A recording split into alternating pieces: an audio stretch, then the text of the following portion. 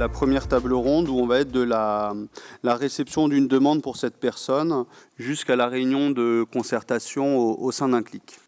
C'est une personne qui est connue par sa gardienne et qui, en 2013, signale sa situation au CCAS, puisque cette personne est âgée, elle vit dans l'immeuble de façon isolée et elle a très très peu de visites à domicile. Donc ce qui est identifié et qui fait qu'aujourd'hui on signale cette situation au CCAS, c'est que les voisins sont gênés par les odeurs qui se dégagent de son appartement encombré.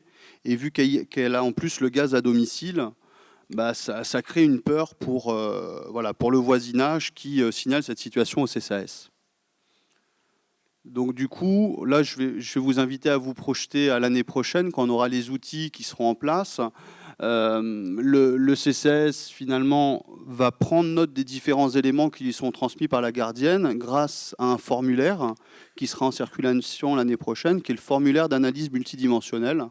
Donc, qui sera un outil qui permet justement que quand on a une demande de prise en charge, on puisse avoir une trame commune, peu importe les services, pour faciliter l'échange d'informations, la prise d'informations et l'échange d'informations. Donc le CCAS prend note de ces éléments grâce à ce formulaire, et ce formulaire va permettre finalement de transmettre déjà un maximum d'éléments auprès du service vers qui le CCAS réorientera, à savoir sur cette situation le CLIC. Donc, du coup, là, la première table ronde avec nos intervenants qui présenteront le CLIC, le SIAD, l'ESA, le service d'aide à domicile, l'hôpital de jour diagnostic et le CMP. Donc, une fois la fiche réceptionnée, donc le CLIC va prendre contact avec les différents partenaires intervenant sur cette situation, et notamment le signalant, qui est le CCAS par le biais du gardien. Donc sur cette situation, nous allons apprendre que madame n'a plus de suivi médical depuis plus de 2 ans, que le médecin est parti à la retraite et que le remplaçant de ce médecin n'a pas vu madame. Donc nous contactons par la suite madame pour prendre un rendez-vous, donc une visite à domicile. Donc madame est d'accord pour la visite à domicile, nous nous rendons chez elle, mais nous trouvons la porte fermée. Donc nous laissons les coordonnées du CLIC dans sa boîte aux lettres, et pendant plusieurs mois, nous allons tenter de prendre contact avec madame sans retour de sa part. Donc, par la suite, donc en juin 2014, les pompiers vont réinterpeller le CCAS, donc de nouveau un signalement qui nous est de nouveau transmis, puisque madame a chuté à domicile et a refusé d'entrer à l'hôpital. Donc le CCAS nous réinterpelle, la gardienne de l'immeuble également, et nous arrivons à être introduits au domicile par le biais de la gardienne.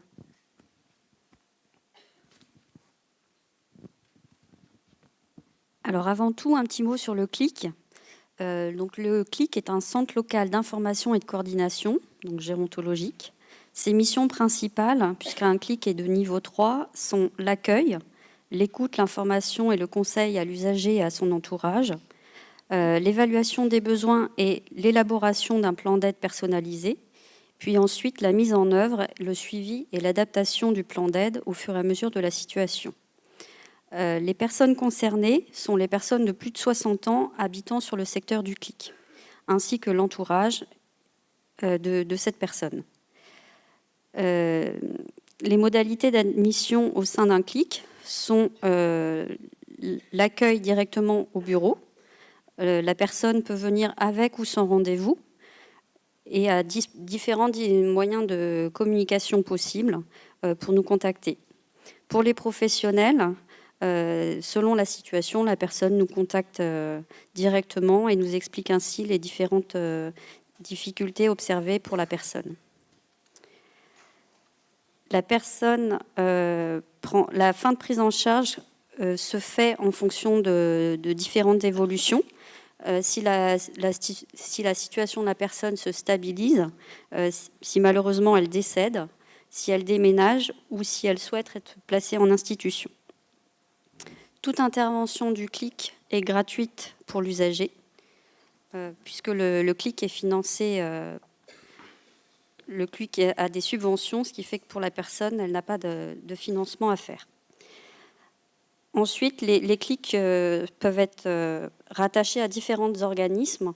Ils peuvent être donc soit financés par le CCAS ou être associatif, et à différents professionnels au sein de ces services, ce qui font que chaque clic n'a pas tout à fait les mêmes missions concrètes. Pour cela, il peut donc faire des évaluations CNAV, ce qui n'est pas le cas de tous les clics, permettre la visite d'ergothérapeutes ou de psychologues, ou encore faire différentes conférences ou actions de prévention avec différents financements. Sur le secteur de la Maya, en tout cas sur le secteur actuel, nous trouvons donc le clic Archipel sur Courbevoie et la Garenne, le clic de Neuilly-sur-Seine, et nous avons également une coordination gérotologique sur Puteaux.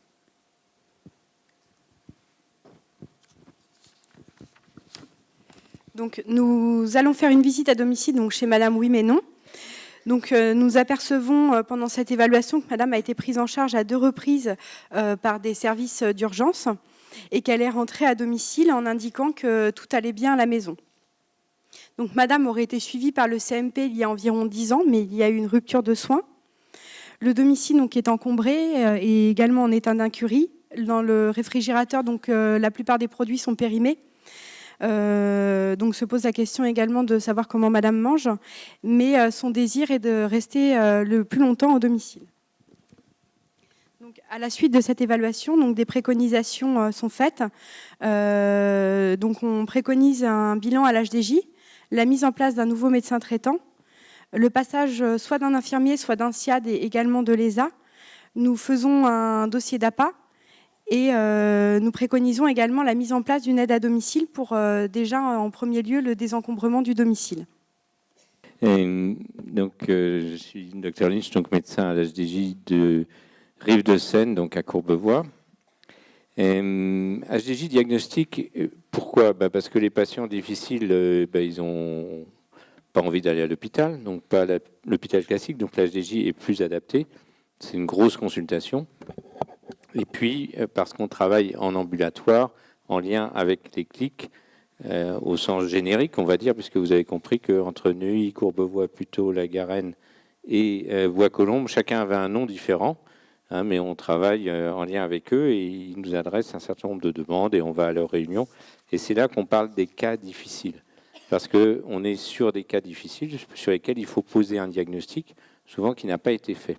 Et comme on vous l'a dit ce matin, même si c'est le neurodégénératif qui est le plus fréquent, il faut d'abord quand même le dire, et souvent ça va assez vite, mais c'est pas parce qu'on a l'impression que c'est ça qu'il faut se contenter d'une simple consultation. Il faut souvent un peu plus, plusieurs intervenants, et surtout faire le lien avec l'entourage, déjà pour faire venir le patient, parce que en fait, en dehors de la pathologie, ce qui fait que le patient ne vient pas, c'est qu'il est tout seul en général. Et les cas difficiles, c'est évidemment les patients qui n'ont ni conjoint, ni enfant, ou des enfants qui sont à distance. Donc, le patient vient en HDJ. Dans ces centres, donc, on fait des bilans gériatriques, médicaux, infirmiers, sociaux avec une assistante sociale, et puis des paramédicaux qui interviennent et qui font des évaluations. Alors, soit des évaluations qu'on ne fait qu'à l'hôpital, comme les bilans neuropsychologiques, mais qui sont réservés à des patients qui ont quand même encore de bonnes capacités et qui sont capables de faire un bilan. Sinon, des évaluations plus courtes, de type ergothérapeute pour la dépendance ou kinésie pour la marche, quand il y a des chutes et des troubles de la marche. Et très, très souvent, la psychologue, parce que quand on est tout seul et qu'on tombe à la maison ou qu'on a des troubles cognitifs, on a besoin de voir une psychologue. Voilà. Donc ça, c'est l'évaluation paramédicale qui se fait dans la journée, dont le but est de poser un diagnostic et d'émettre des recommandations, soit à l'entourage quand il est présent, soit vis-à-vis du médecin traitant quand il y en a un, mais on essaie toujours d'avoir un correspondant médical qu'on essaie d'informer au téléphone et par courrier. Qu'est-ce qui ressort quand même en diagnostic, puisque notre rôle, c'est de faire des diagnostics, c'est bien sûr le neurodégénératif, mais aussi les pathologies psychiatriques vieillies. Donc c'est des patients un petit peu plus jeunes, en général 70-75 ans, qui évoluent, qui sont un petit peu en rupture de soins, qui sont suivis en psychiatrie plus jeunes, après 70 ans, c'est souvent plus difficile. parce que la pathologie devient aussi un petit peu plus silencieuse.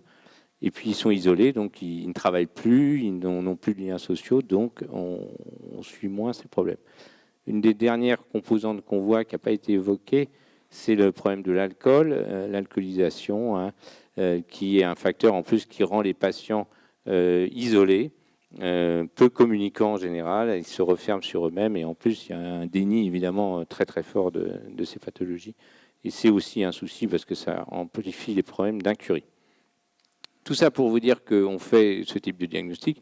À l'HDJ de Courbevoie, on fait aussi des polypathologies, des chutes et autres, mais ce n'est pas tellement le sujet, du refus de soins.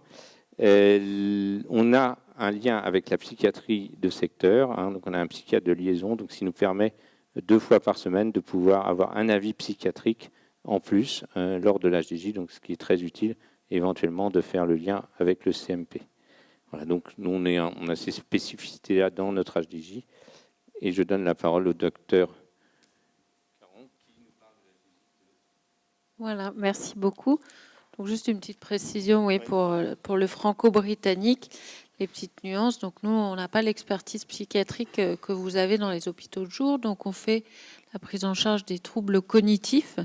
Donc l'expertise avec toute l'évaluation organique dans un premier temps, les bilans biologiques, les imageries avec le plateau technique qui est très développé et l'évaluation neuropsychologique. Mais quand après on a besoin d'une prise en charge réellement psychiatrique, on est obligé de les réorienter contrairement à vous. Donc c'est toute la partie, la prise en charge mémoire, toute la polypathologie, comme vous l'avez dit, comme vous traitez aussi, avec un accès à des spécialités médicales différentes, parce qu'on a un hôpital MCO qui a donc beaucoup de spécialités à disposition, donc pour lesquelles on peut, quand les patients ont besoin d'évaluations organiques plus poussées, faire des évaluations sur des durées les plus courtes possibles, avec des délais qui sont le plus souvent assez courts. Donc ça, c'est assez satisfaisant. Et la dernière chose qu'on fait de façon plus spécifique aux franco-britanniques, ce sont les évaluations oncogériatriques aussi, donc avec cette expertise un peu particulière. L'accessibilité est la même, donc par les services sociaux, les services sanitaires ou bien les soignants qui nous sollicitent directement de ville pour programmer des hospitalisations de jour. Je vois le petit icône, là, on a oublié de préciser que la prise en charge était complètement gratuite, prise en charge par la sécurité sociale. Donc, ce qui est aussi important, quel que soit le nombre d'examens qui sont faits durant l'hospitalisation de jour, pour le patient, il n'y a pas de répercussions et de charges financières. Donc, il faut qu'il arrive jusqu'à nous après avoir été déclaré, mais après, il n'y a pas de charge financière. Voilà. Mais juste ajouter que, quand même, dans la démarche de l'hôpital de jour, c'est le médecin traitant, en principe, qui est le prescripteur principal. C'est vrai que dans la pratique réelle, c'est malheureusement pas suffisamment le cas, hein, mais ça doit s'améliorer. Mais en principe, ça doit être sur prescription médicale, hein, puisque donc c'est pris en charge par la Sécu à un coût qui est quand même élevé. C'est plus qu'une consultation. C'est beaucoup moins cher qu'une hospitalisation de 3 jours, mais ça a quand même un coût pour la Sécu. Donc la Sécu ne veut pas qu'on consomme ça sans contrôle des médecins de ville. Voilà. Bonjour, donc c'est bon là ? Donc, oui, du bon. coup, Je prends la suite. Donc, je suis le docteur Tran, le médecin responsable du pôle de psychiatrie sur le secteur de Courbevoie. Je vais juste rapidement vous expliquer le dispositif psychiatrique sur le secteur, en sachant que nous avons une unité d'hospitalisation à 80 km. Et dans le cas des personnes âgées, ce sont dans les conditions extrêmes, hein, quand il n'y a pas d'autre choix que de les hospitaliser. Sinon, le dispositif extra-hospitalier, donc nous avons un CMP, qui est une structure pivot ambulatoire du secteur, qui propose un accueil, diagnostic et orientation consultation.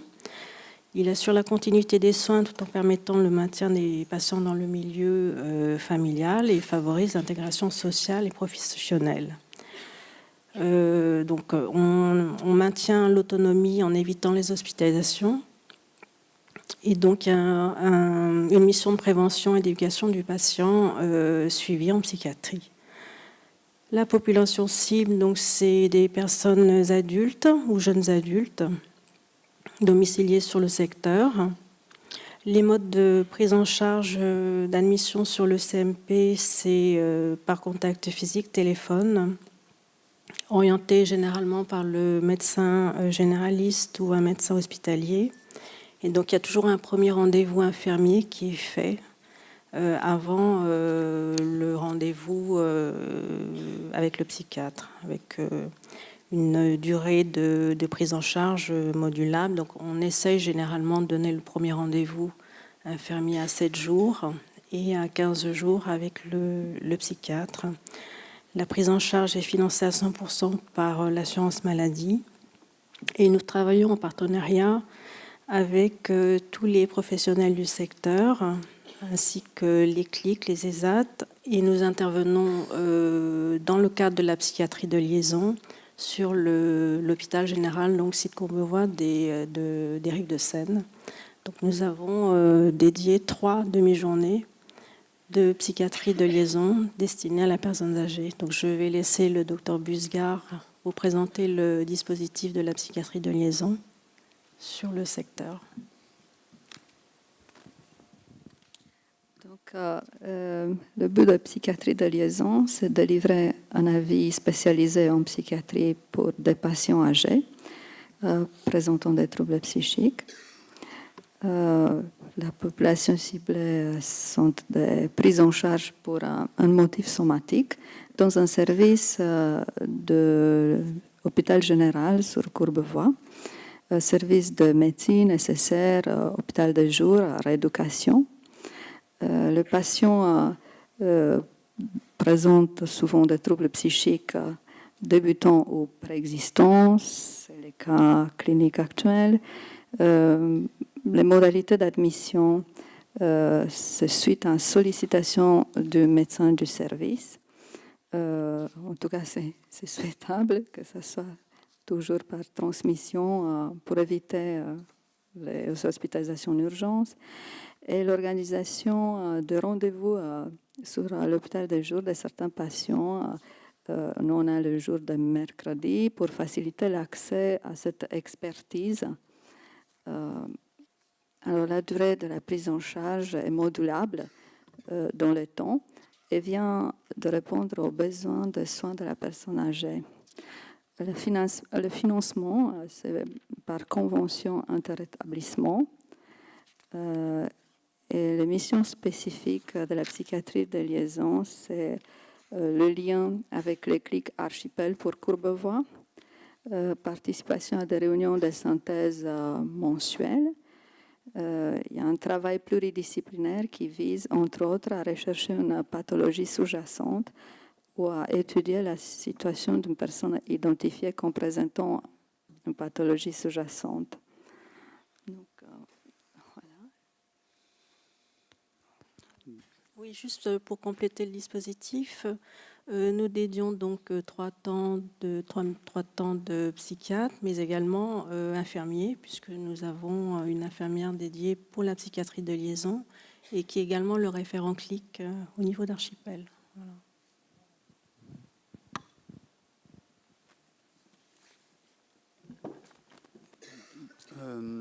Donc voilà, on tenait à vous présenter un petit peu cette articulation entre l'HDJ diagnostic qui permet quand même de réaliser une étape très importante qui est de poser un bilan sur des troubles qu'on peut parfois constater à domicile, et puis l'intérêt de faire le lien avec la psychiatrie quand vraiment il y a besoin d'une prise en charge sur les 2 plans.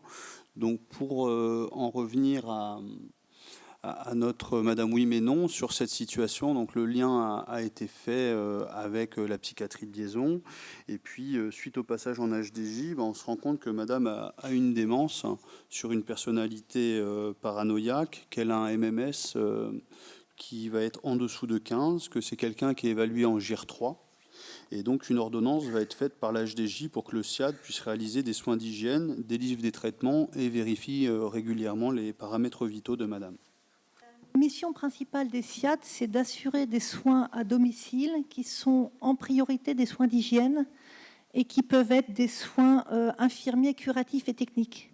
S'il n'y a que des soins infirmiers curatifs techniques, on fait appel à des infirmières libérales simplement, il n'y a pas besoin d'un SIAD.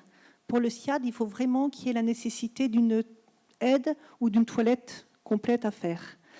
L'équipe est essentiellement une équipe paramédicale composée d'infirmières et d'aides-soignantes diplômées. La population cible, c'est la population des plus de 60 ans dépendants et aussi la population entre 20 et 60 ans, soit handicapée, soit atteinte de maladies chroniques. Les SIAD ne peuvent intervenir que sur un secteur géographique autorisé, je vous les présenterai après. Les SIAD, différemment des SAD dont on parlera tout à l'heure, interviennent que sur des communes bien spécifiques dont elles ont l'autorisation. Le recours du SIAD se fait soit par le médecin hospitalier, ce qui est le cas de cette dame dont on vient de parler, puisqu'elle n'a pas de médecin traitant, mais il se fait spécialement par les médecins traitants. En cas d'absence de médecin traitant, le SIAD, en général, aide les patients ou trouve un médecin traitant qui puisse se rendre au domicile, ce qui n'est pas une mince affaire, pour pouvoir aider à la prise en charge, puisque la prescription médicale du médecin va être renouvelée au début le premier mois, ensuite tous les 3 mois et ensuite tous les 6 mois. Le patient doit être soit assuré social, soit ayant droit. Pour l'instant, on ne peut pas prendre de patients en charge qui ne sont pas assurés social. On peut, ça c'est une information, on peut éventuellement, pour des patients qui n'ont pas de sécurité sociale, qui par exemple sont travailleurs, viennent de l'étranger, il nous est arrivé de travailler directement avec leur mutuelle et mettre directement en lien avec la sécurité sociale pour avoir l'autorisation. Il n'y a pas de durée moyenne de séjour, il n'y a pas de durée maximum de séjour. Plus ça va, plus les gens peuvent rester longtemps. Au SIAD SAPA, pour info, notre plus ancienne patiente est là depuis 25 ans et elle n'a pas 60 ans encore. Ça veut dire qu'on va la garder encore quelques années. Le financement, alors c'est pas gratuit, ça a un coût, et il ne faut pas l'oublier, mais le patient n'a pas d'avance de frais à faire. C'est directement financé à 100% par la sécurité sociale, même si le patient n'est pas pris en charge à 100% par la sécurité sociale. Là, il y a quelques missions spécifiques selon les SIAD. Ce matin, Martine Rossignol vous a parlé du soutien des aidants. Au SIAD de Deuilly, il y a une spécificité sur le soutien aux aidants, même si tous les SIAD essayent bien sûr de soutenir les aidants, mais il y a des spécificités. Il y a une expérimentation depuis février 2015 sur un SIAD renforcé. Le SIAD renforcé, c'est pareil, on dispense des soins infirmiers d'hygiène et curatifs et techniques, et on passe beaucoup plus par jour. Un SIAD en moyenne, c'est un passage par jour d'aide-soignant et un passage infirmier par semaine en moyenne.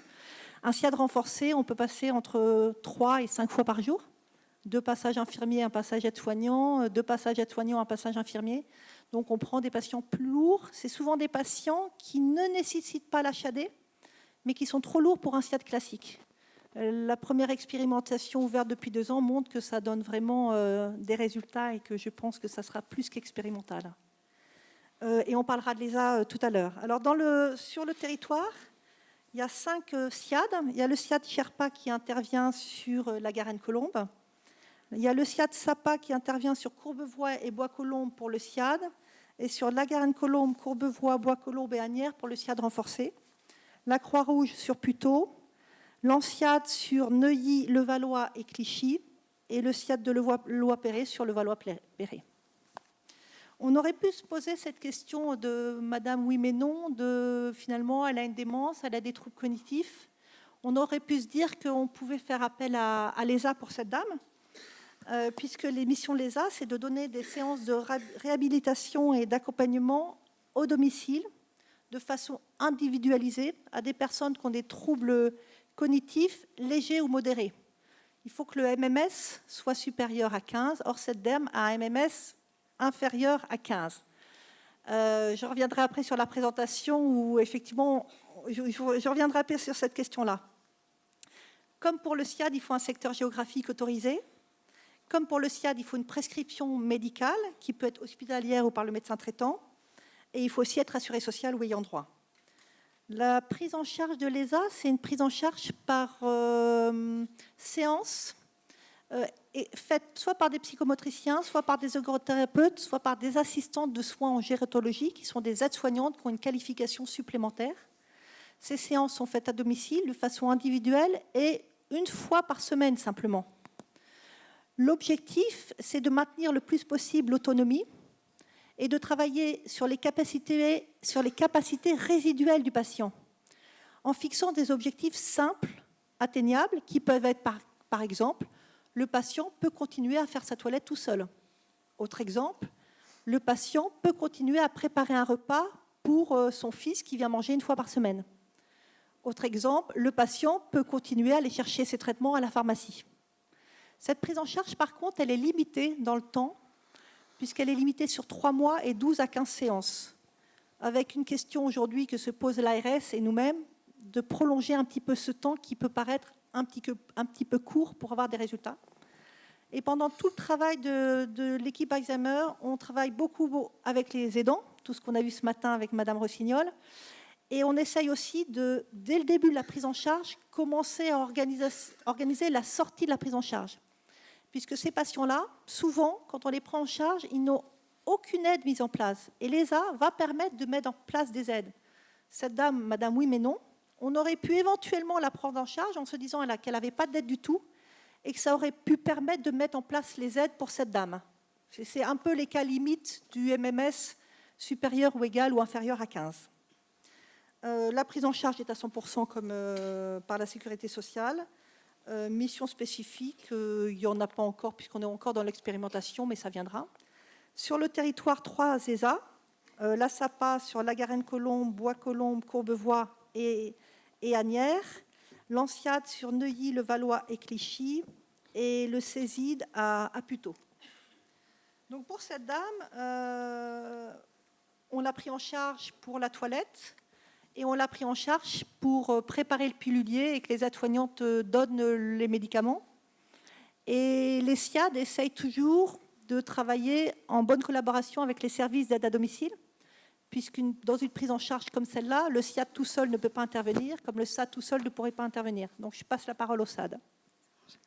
Donc oui, nous, le service à domicile, la visite au domicile est importante. Ça nous permet de faire connaissance avec la dame et de s'assurer aussi de son consentement.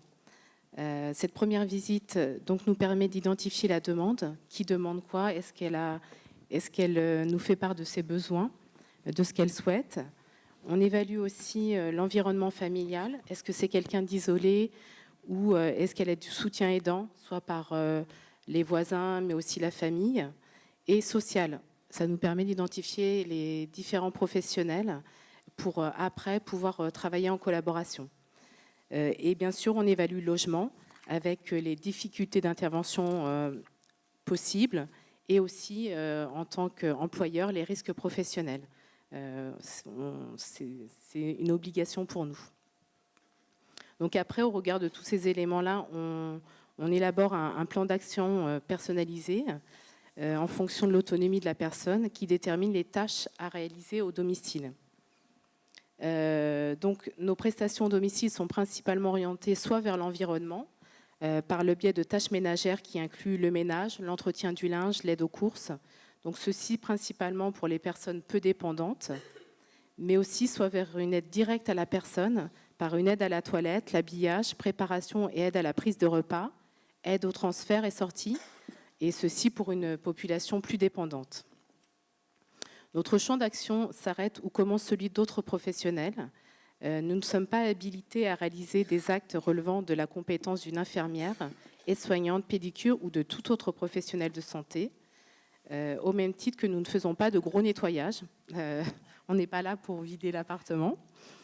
Ainsi, si la demande ne relève pas ou dépasse le cadre de nos compétences, nous orientons vers d'autres professionnels. En fait, dans toutes les situations, l'objectif est d'adapter notre intervention aux besoins de la personne, de faire avec quand c'est possible et de faire à la place quand elle ne peut plus le faire, de proposer une aide adaptée et évolutive dans les actes essentiels de la vie quotidienne. Elles ne sont donc pas des femmes de ménage, puisqu'elles permettent notamment aux bénéficiaires d'assurer leur indépendance et de maintenir des relations avec l'extérieur. Donc au niveau des personnes qui peuvent bénéficier de nos prestations, donc c'est soit des personnes de plus de 60 ans, dépendantes ou non, ou des personnes de moins de 60 ans en situation de handicap et ou souffrant d'une maladie chronique. Après, pour faire appel à nos services, donc soit les personnes et les familles nous interpellent directement, par téléphone, Internet, ou viennent nous voir directement, ou sinon, comme nous travaillons en collaboration avec d'autres professionnels, donc soit c'est les services, les SIAD qui nous interpellent, ou les assistantes sociales, les hôpitaux, et qui nous orientent la personne.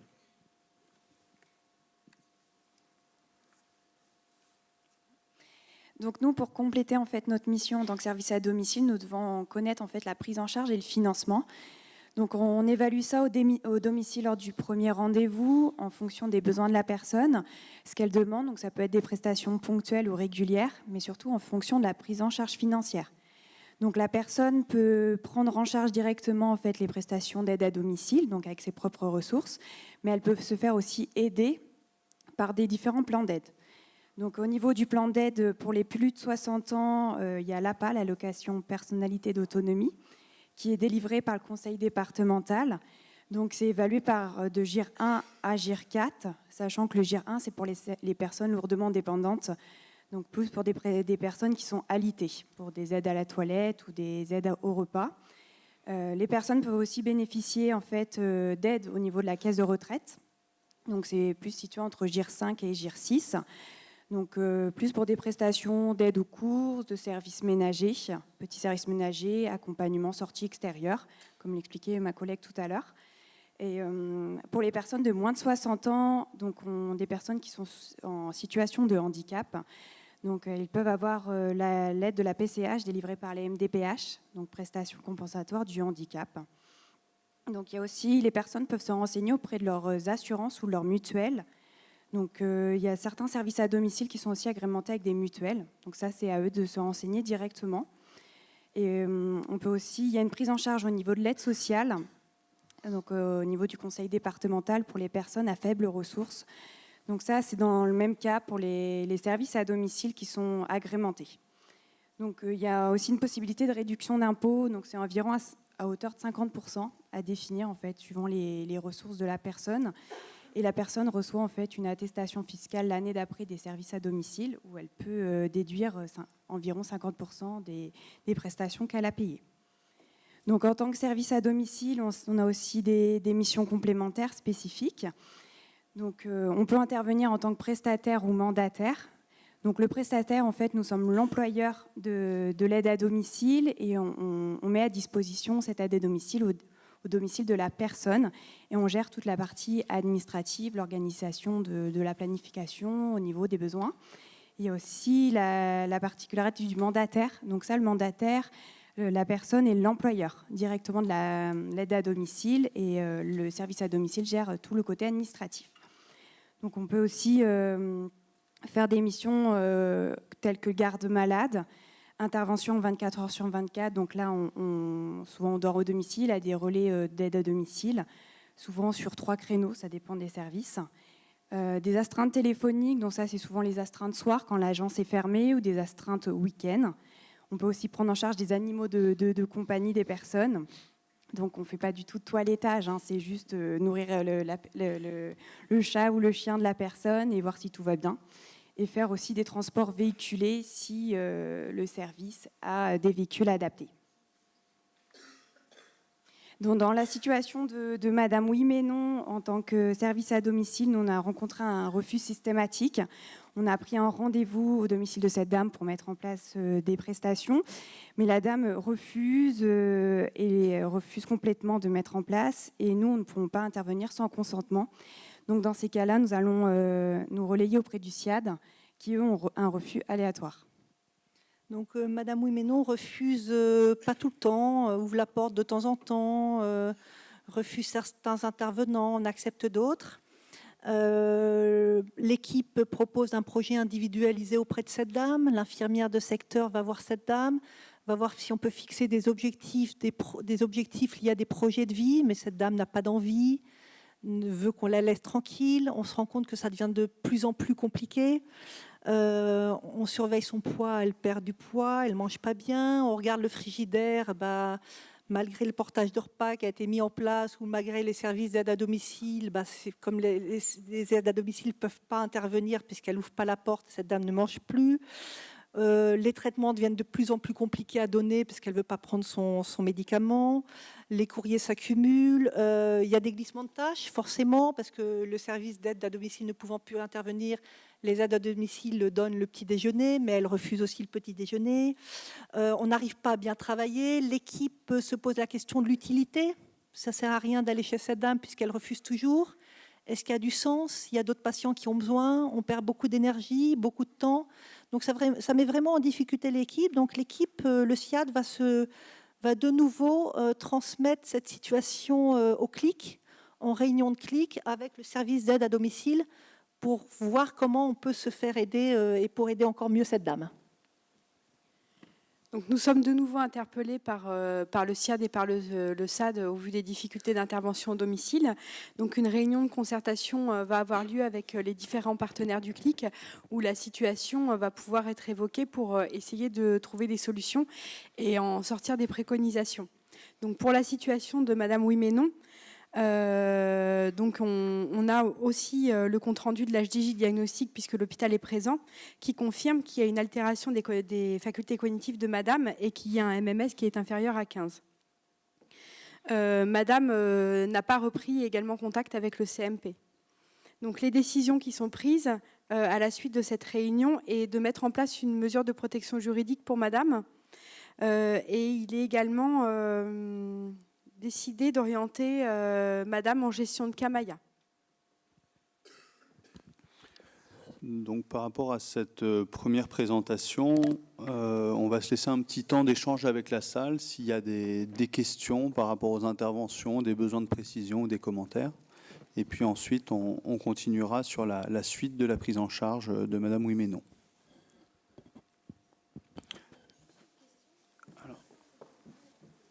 Dans le scénario qu'on a construit, on avait évalué à peu près à 1 an et demi entre le signalement qui a été fait par la gardienne début 2013 et puis voilà. 2014. Je vais rebondir un petit peu sur la question parce que évidemment elle fait sens. Bien sûr que les protections juridiques sont toujours en retard et ça a des conséquences pour la personne, parce que pendant toutes ces périodes-là, l'abus de faiblesse est la règle, hein, même quand on ne le voit pas. Donc, ça, c'est l'importance de la protection juridique. Très important, pardon, je te coupe un petit peu, parce que c'est vrai que les mesures de protection sont absolument jamais vécues comme des mesures de protection, mais comme des peines. Or, ça porte bien son nom, c'est mesures de protection juridique. Il ne s'agit pas de s'attaquer à la liberté des patients, mais à les protéger. Et si on faisait passer un peu dans l'ensemble des services cette façon, cette notion, la protection juridique, c'est cette dame, dès le premier HDJ diagnostic, à mon avis, aurait dû être posée. Alors, si je peux... Alors, on a mis... Pardon. On a mis ce cas clinique volontairement dans ce sens-là pour vous faire réagir sur ça. Parce qu'effectivement, dans la réalité, c'est ce qu'on voit. C'est-à-dire que les gens sont connus d'un certain nombre de services déjà depuis 1 an, 2 ans, 3 ans, voire plus. Et pour autant, les mesures qui paraissent évidentes et qui auraient dû être mises en place n'ont pas été mises en place. Donc on l'a fait volontairement comme ça. Bien sûr que là, elle était passée en HDJ et qu'on aurait déclenché normalement la protection juridique, mais on l'a fait volontairement en se disant oui, mais on se rend compte que dans plein de cas, les gens sont passés à l'hôpital, sont sortis de l'hôpital, ont été connus par un service, le service s'est arrêté parce que les gens étaient en refus, ils sont connus du CMP, ils sont connus de tout le monde, et pour autant, la protection n'a pas été déclenchée, alors qu'à 15 de MMS et une personne isolée, elle aurait dû avoir la protection bien avant. On est bien d'accord. Aussi par préciser qu'une protection juridique, ça ne dure pas dans le temps.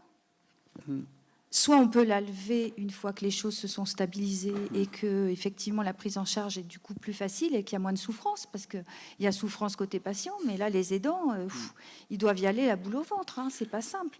Donc la protection juridique, première partie, qui protège le patient, qui protège l'entourage aussi. peut durer 1 an, et ensuite, on peut décider ou pas d'une mesure plus lourde qui serait une curatelle renforcée, une tutelle.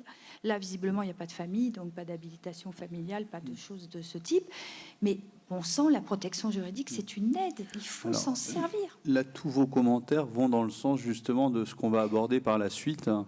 Donc, en effet, c'est des points qui sont essentiels. Et si vous voulez, sur la mesure de protection juridique, comme je l'ai expliqué, cette journée issue finalement de constats qu'on a eu avec les partenaires et les difficultés autour de la protection juridique aussi. Donc avec l'ensemble des Mayas des Hauts-de-Seine et les partenaires, on a pas mal de projets engagés pour l'année prochaine aussi, essayer de pouvoir donner des éléments plus précis sur quand mettre en place une mesure de protection juridique, pour qui, pourquoi, et bien décrire les grandes étapes pour fluidifier un maximum ce moment qui est important. Et puis la question, en effet, des mots utilisés, on est sur une mesure de protection. Voilà, il y a une autre question, je crois, dans la salle.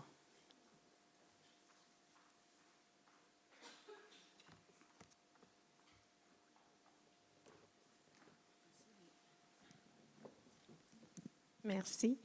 Je voulais savoir, entre le signalement de la gardienne et la première intervention du CLIC, il s'écoule 2 ans. Comment faire pour raccourcir cette durée? Parce que nous, moi je suis là représentant une société d'aide à domicile et c'est très souvent qu'on constate que des personnes sont isolées sans aucune capacité possible pour elles de se retourner.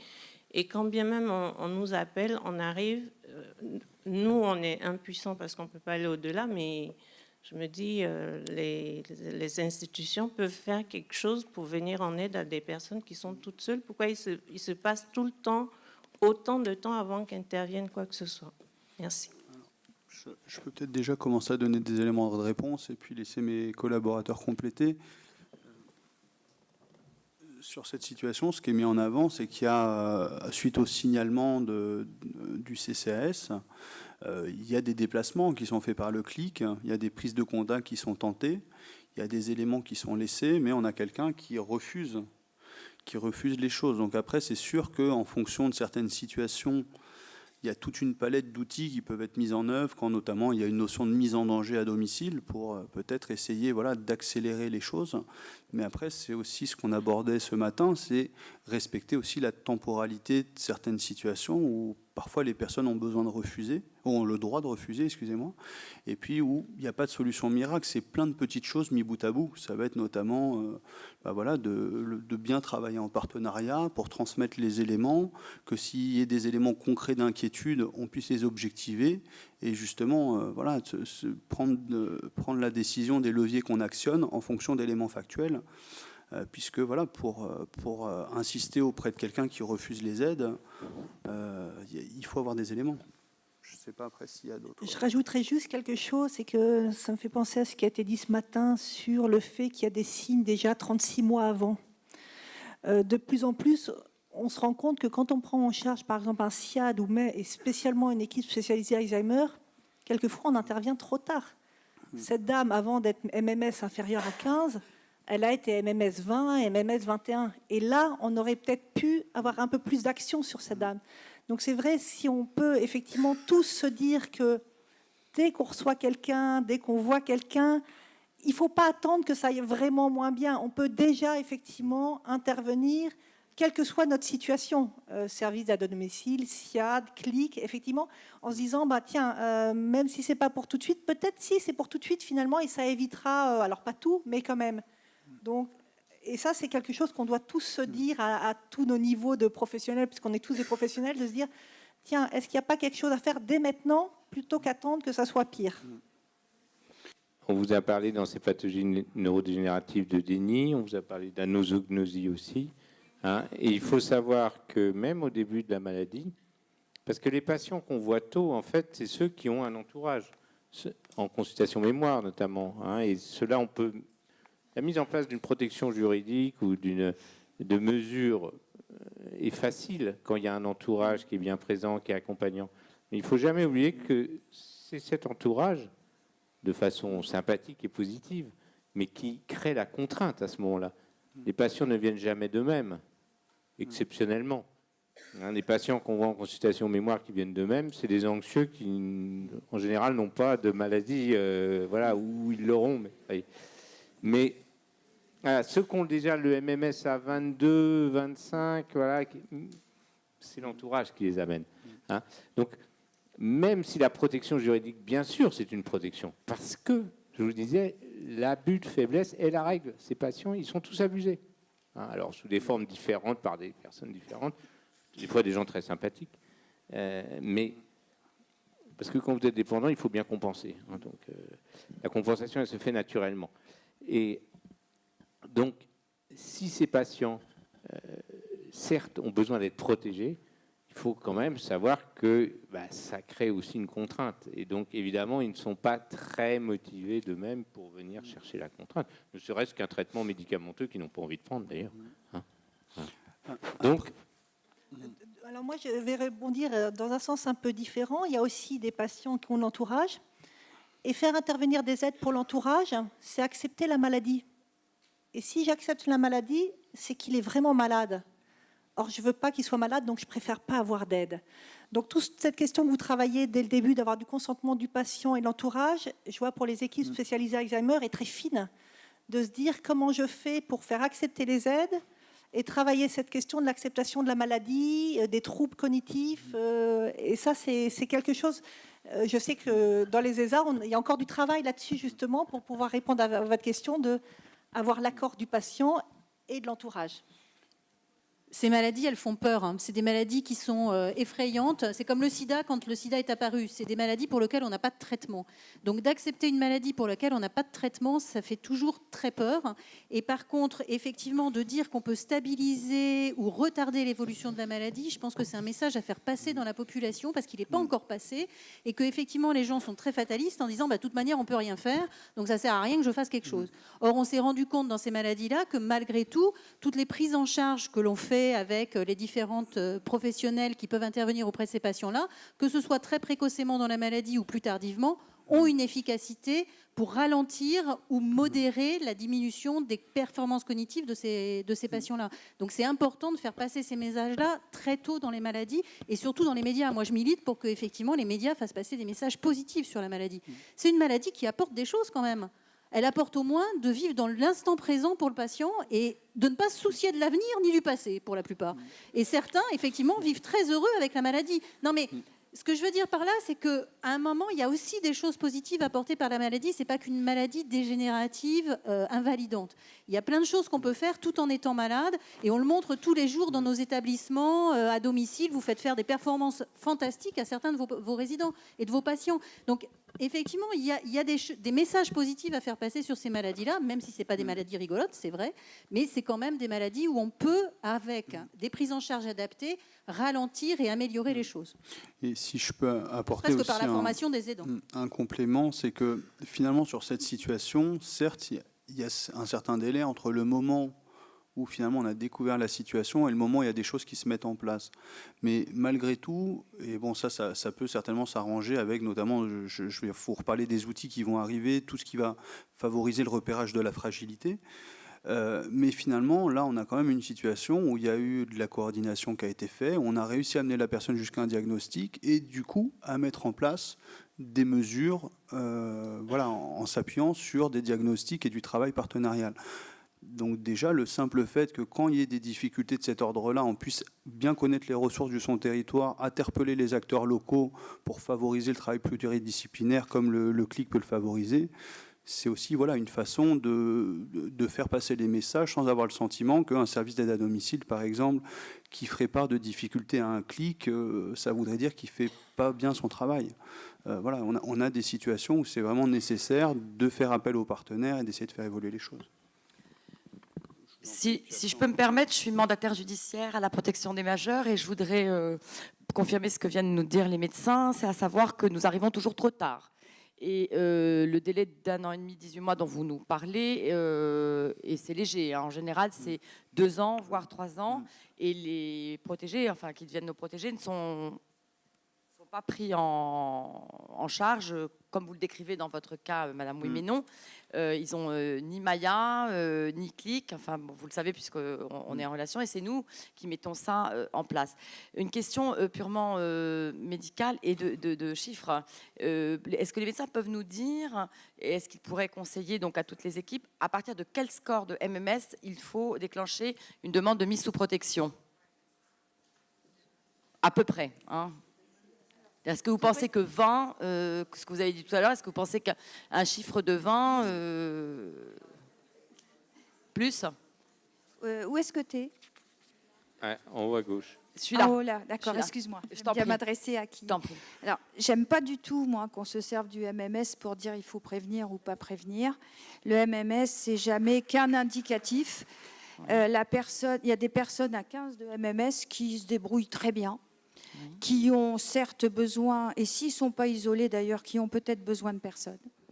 Et il y a des MMS à 28 qui sont des catastrophes et qui nécessitent déjà d'avoir de l'aide. Donc je pense que, encore une fois, sur ces problématiques, mais je suis d'accord avec toi, je te rejoins, les protections juridiques ne sont pas mises suffisamment tôt parce que je pense que les professionnels ont du mal, le vivent mal eux-mêmes, donc ils ont du mal à le préconiser pour leur protéger, ou les gens dont ils s'occupent. Mais de façon générale, encore une fois, un patient isolé, ce n'est pas pareil qu'un patient entouré d'une famille. Un patient entouré d'une famille, vous avez toujours la possibilité d'être prévenu par la famille, d'avoir des alertes multiples liées à tous les aidants qui tournent autour du patient. Une patiente isolée, comme c'est le cas de Madame... Je parlais de patiente isolée, bien sûr. Voilà, de Madame Tartampion, comment elle s'appelle déjà? Oui, mais non. Oui, mais non. De Madame Oui, mais non. Ça me paraissait à l'évidence qu'il fallait tout de suite mettre une protection juridique. Alors, Après, c'est aussi, encore une fois, l'expérience. Ce qui fait, ça ne veut pas dire que les personnes font mal leur boulot. Hein. Encore une fois, c'est compliqué. Hein, et chaque cas est tellement singulier, encore une fois. Mais il ne faut pas hésiter. Je crois qu'il y a une vraie peur de la protection juridique et que cette peur est injustifiée. Alors, ce que je vous propose, parce qu'on a vraiment une contrainte de temps, et là, on commence déjà à déborder un petit peu, on va prendre la question d'Alicia, et après, on va enchaîner sur la table ronde suivante. Et si, voilà. Je voulais juste faire une parenthèse quand on a parlé de l'acceptation de la maladie, de créer de l'adhérence aux thérapies, etc. Parce que en tant que neuropsychologue, je retrouve très souvent que les familles et les patients n'ont rien compris à son diagnostic, ou qu'ils n'ont jamais entendu un diagnostic, ou qu'ils n'ont pas été accompagnés de le diagnostic.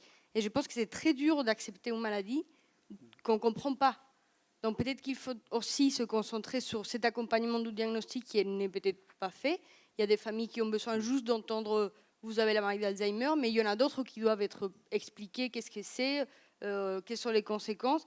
Et peut-être qu'avec cette explication et cet accompagnement, cette adhérence et cette compréhension passerait mieux. Parce que c'est impressionnant comment je peux voir au moins 50% de mes patients, ils ne savent même pas ce qu'ils ont. Ces familles non plus. Peut-être qu'il faut commencer depuis la base. Bon, merci pour vos interventions. Et on